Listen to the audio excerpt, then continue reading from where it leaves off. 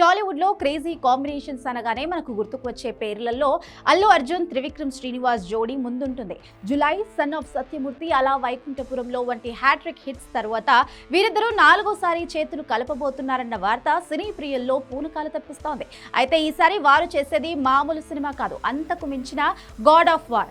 సాధారణంగా త్రివిక్రమ్ సినిమాలు అంటే ఫ్యామిలీ ఎమోషన్స్, పంచ్ డైలాగులు, క్లాస్ టచ్ ఎక్కువగా ఉంటాయి. కానీ ఈసారి అల్లు అర్జున్ కోసం ఆయన ఒక పూర్తి స్థాయి యాక్షన్ ఎపిక్ స్టోరీని సిద్ధం చేసినట్లుగా తెలుస్తోంది. సోషల్ మీడియాలో వైరల్ అవుతున్న పోస్టర్లు మరియు తాజా లీకుల ప్రకారం ఈ చిత్రానికి గాడ్ ఆఫ్ వార్ అనే టైటిల్ పరిశీలనలో ఉంది. ఈ పేరు వినగానే ఇది ఒక పౌరాణిక నేపథ్యం ఉన్న ఆధునిక యుద్ధంలా అనిపిస్తోంది. త్రివిక్రమ్ తరువాతి సినిమాగా ప్రచారం జరుగుతున్న ఆదర్శ కుటుంబం కోసం ఆయన కొత్త టీంతో పనిచేయబోతున్నారని మ్యూజిక్ డైరెక్టర్ ఎస్ఎస్ తమన్ స్వయంగా వెల్లడించారు. మేము గాడ్ ఆఫ్ వార్ కోసం చాలా భారీ ప్రణాళికలు సిద్ధం చేస్తున్నాం. ఆ సినిమా విజువల్ గా, మ్యూజికల్ గా చాలా గ్రాండ్ గా ఉండబోతోంది. అందుకే ప్రస్తుతానికి త్రివిక్రమ్ గారు ఒక చిన్న ప్రాజెక్ట్ కోసం కొత్త టీంతో వెళ్తున్నారు.